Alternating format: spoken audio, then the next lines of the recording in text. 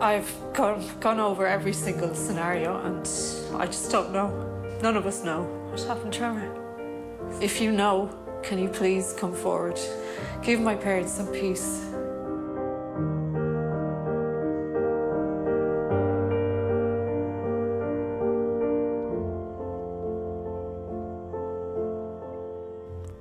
Trevor Deely was born on the 15th of August 1978. He grew up in Naas, County Kildare, a commuter town on the outskirts of Dublin. His father Michael and his mother Anne had 4 children, 2 sons and 2 daughters, and Trevor was the youngest. Trevor was a happy guy and always had a big smile on his face. He was great fun, very relaxed and really into his sport and music. He was the type that nothing seemed to bother him in any shape or form. With no real interest in any one thing, but loving maths, he decided to do a business course in the Waterford Institute of Technology, which was around 100 miles from home. He didn't like the course and dropped out in his second year. He did other local business courses. I suppose he was trying to find his feet in life and decide on what direction he wanted to take. In May 1999, after taking a computer course, he got a job at Bank of Ireland Asset Management, near Leeson Street Bridge, right in the heart of Dublin's commercial district. The bank had opened an IT department and Trevor fitted right in at his new job. He was a member of a team of about 10 who all sat together in an open plan office. He was hard-working and made some good friends in the office. While work was intense and demanding, Trevor also knew how to let his hair down. His colleagues would say he was great crack and never shied away from going out. Thursday nights was work night out and Trevor never failed to turn up. When Trevor got his new job with the bank, he moved to a nice apartment at St James's Court on Serpentine Avenue, which was a fashionable area of Sandymount on the south side of Dublin. In November 2000, Trevor took a couple of weeks off and headed to Alaska to meet a couple of girls that he had met in Dublin and decided to go there and visit them. When he got back, he visited his parents in Naas. Unfortunately, this would be the last time they would see him, which his father regrets to this day, as his father had only seen him for 10 minutes when he stopped in to welcome him home. Trevor told him it was a trip of a lifetime, and it seemed to Trevor's sisters he may have had a crush on one of the girls, and she was the reason he went there in the first place. On the evening of Thursday, the 7th of December 2000, Trevor, 22, like thousands of others all around the country, was heading out to have some fun at the annual Christmas party. The night was wet and blustery, but this wouldn't be a deterrent to going out. The first port of call was Copperface Jack's, a well-known bar and nightclub in Harcourt Street in the heart of the city. They then went for a meal in the Hilton Hotel, and they all spent a number of hours there. Trevor then left to go to an ATM and withdrew £60, which was captured on CCTV. They all then continued on to a nightclub, Buck Whaley's, near Leeson Street, which wasn't far from where Trevor worked and just off St Stephen's Green in the centre of Dublin. It is a really curious place. By day, it's a normal street of Georgian houses, populated by solicitors, accountants and professions of all kinds. By night, it is transformed into a strip of clubs, with the basements of the buildings transformed into drinking and dancing venues, generally heaving with young people out to enjoy themselves. Everyone that was out with Trevor that night said they were drinking, but no way was anyone inebriated, or no one couldn't not function. They all had work the next day, but again this would not stop people from enjoying themselves. I remember those times, young enough to work through a hangover. Trevor was the life and soul of the party, and there was a good vibe all night. Trevor left the club on his own at around 3:25 a.m. on the Friday morning, the 8th of December 2000, and he made his way south on Leeson Street towards the bridge, over the canal which leads to his office, a distance of a few hundred yards and a walk of no more than 5 minutes. He arrived at the office at 3:34 a.m. When he arrived, he passed a man that was standing in front of a building near where Trevor worked. Trevor at this stage was on his phone and didn't seem to take any notice of the man. The man had arrived himself at 3:05 a.m. He was leaning against the pillar and seemed to be waiting for someone.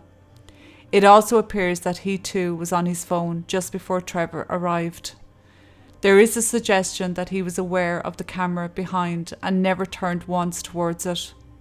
When Trevor passed him, Trevor stood for a moment talking on his phone before he reached the gates to the back entrance of his workplace. Meanwhile, the man moved towards the gates that Trevor was about to enter. They exchanged a few words. It is suggested that this man was drunk or probably on drugs, as he didn't seem too steady on his feet, and he was probably asking Trevor for money.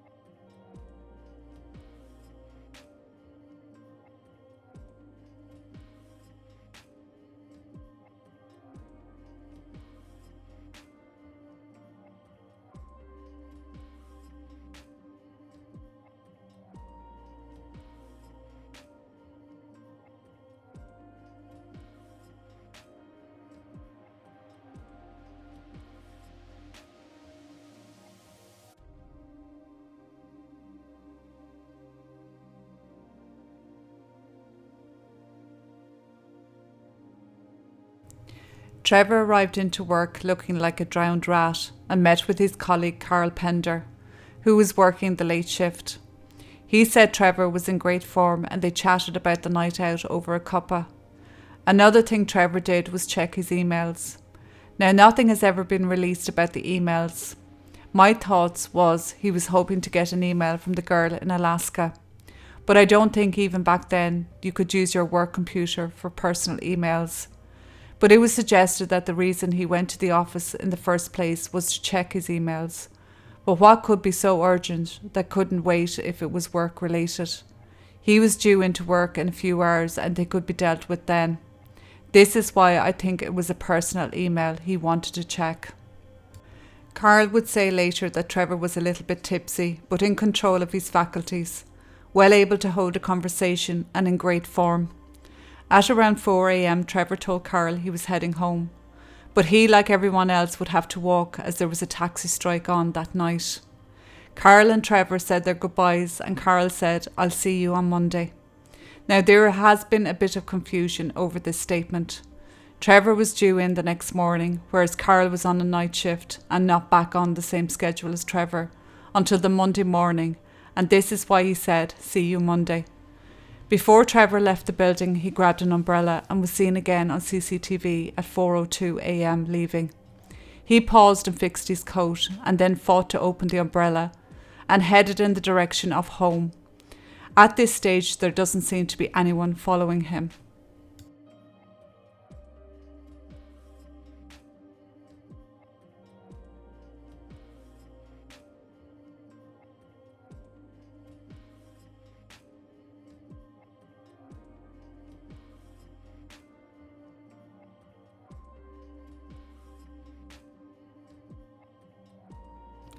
The next and last sighting of Trevor would be on Haddington Road.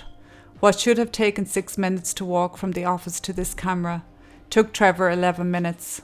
This is probably because of the weather that night, and as you can see in the footage, a bit of staggering is going on due to drink. At 4:14 a.m, he passes the camera, and about 30 seconds later, a man comes into shot. What happened after this remains a mystery. The next morning, Trevor never showed up for work and nothing was really thought about it, as there had been a few no-shows after the party the night before. Throughout the weekend, his sister had tried to ring him, but it kept ringing out. Come Monday, again Trevor didn't show, and it was then that the office contacted his home. Trevor's family reported him missing straight away, and immediately everyone went into search mode for Trevor. Family and friends arrived in Dublin and scoured the route Trevor would have taken. Missing posters and flyers were handed out all over the area. The Gardaí were 72 hours behind in their search. The Gardaí conducted a detailed search of the canal and waterways close to Trevor's office. The canal was searched first as it's a confined space, and if Trevor had fallen in accidentally, he would be easily found. Unfortunately, they found nothing. They even searched as far as the Alexandra Basin, which leads to Dublin Bay and the Irish Sea, and again nothing was found. It was also said by the sub-aqua team that there is little to no current in the canal leading to the basin, into Dublin Bay, so it was very unlikely that if there was a body that it would make it out to sea. Another situation that had been developing from the time Trevor disappeared on Friday. The following Tuesday, the 12th, President Bill Clinton was visiting Ireland, and the American embassy was in the area where Trevor went missing. This meant that this area was completely swept by his people and the Gardaí. They went down manholes, they were in skips and emptied skips over the weekend. So one, if Trevor was to be found in the area, they would have most likely found him. But also if there was evidence to be found, like Trevor's phone and umbrella, it was most likely gone. There was also speculation that maybe Trevor might have been knocked down and maybe bundled into a car and driven out of the city and gotten rid of.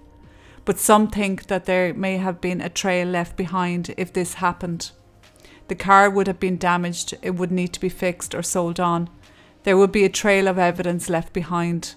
My thinking on this, it would be very easy to get rid of the car or have it fixed, and definitely easy to get rid of a body, especially so close to the Dublin mountains where many a body is buried. In December 2010, the Gardaí released a photograph of Trevor, showing what he might look like 10 years on, hoping that if he was alive someone might recognise him. Every year since he disappeared, the family would make an appeal after appeal in the hopes new information would be given about what happened to Trevor that night. Then in early 2017, Gardaí opened a new investigation into the case, and the family once again appealed to the public for help. As a family, we have never believed that people can disappear into thin air. We know someone knows something, and we ask that you come forward to put an end to this relentless nightmare. As part of the renewed appeal, a reward of up to €100,000 is being offered for information. All of it is important from the point of view of taking us along another road. A team was set up to re-examine every single detail in the case. A reward of up to €100,000 was offered for any information. CCTV footage was sent to a company who had the technology to enhance the images, which was then released to the media. In August 2017, new information came in and Gardaí deemed it credible.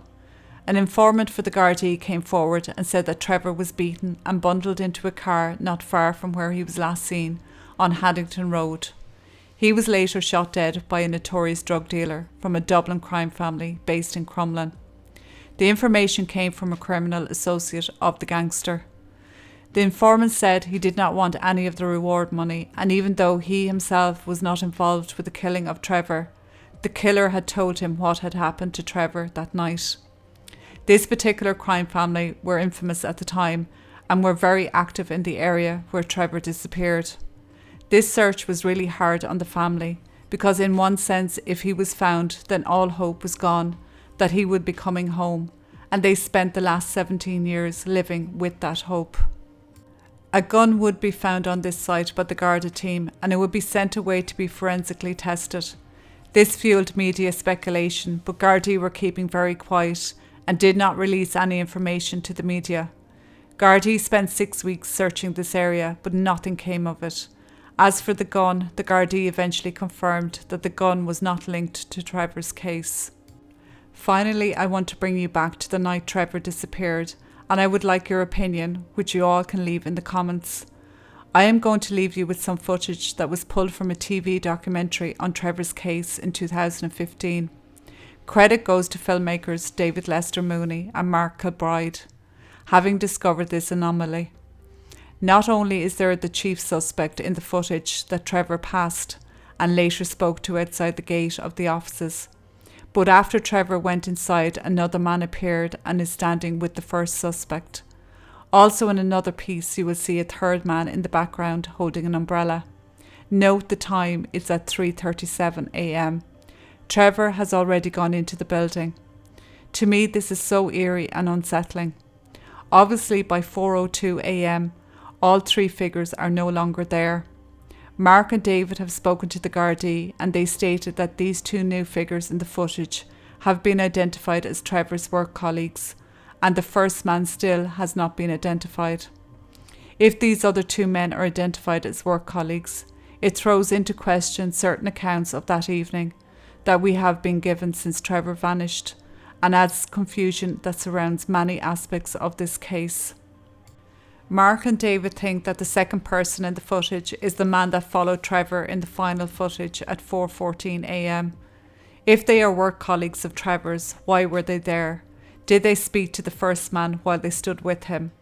At what stage before Trevor came out did they leave, or did they leave? Did they follow Trevor? Also, I want you to note that from the time Trevor vanished, his phone was active for 10 days afterwards. Even though there was not many cell towers like there is today, the Gardaí would have picked up Trevor's signal within a 10-mile radius from where it was last used, outside the offices, but again none of this information has been released. We do know that Trevor left a message on his brother's phone that night when he was passing the first man.